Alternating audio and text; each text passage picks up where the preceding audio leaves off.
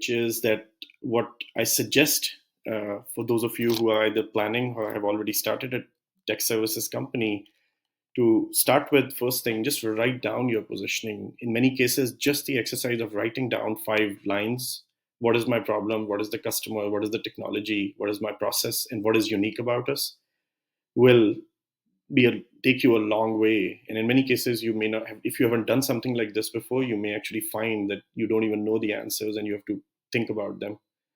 The second step that we suggest is that just take this through a simple 5 point test. These are, you can say, the 5 most common mistakes that we see in positioning. So, for instance, for the problem, just looking at it and seeing, is this really how a customer describes their problem? Is this the problem? Or am I just saying something that is more a solution rather than a problem? For instance, we provide low cost resources. That's not a problem. In fact, the more important question is, well, why do they even need those resources? What is actually happening? And it's that zooming out that gives you the understanding of really what problem you're solving. Because really nobody's looking for engineers.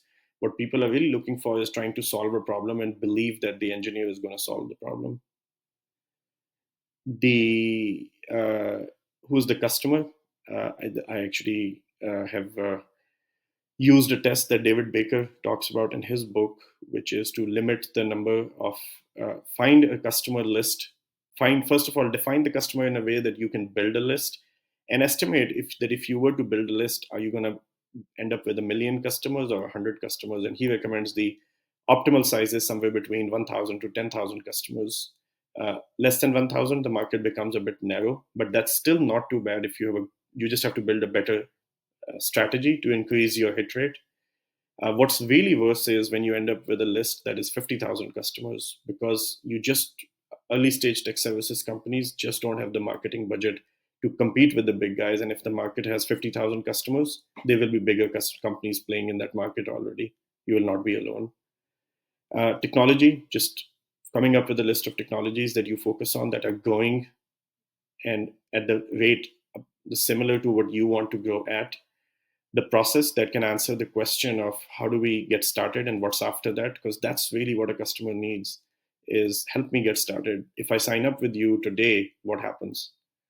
And how will I get to a solution? And then lastly, a unique claim that is a testable claim. So vague claims typically don't do very well, that cannot be quantified. For example, having a great culture. Again, culture is one of my favorite subjects, a big believer in it, but it's not a testable, unique claim. And then relevance to your customer, which is how does that uniqueness become important to your customer?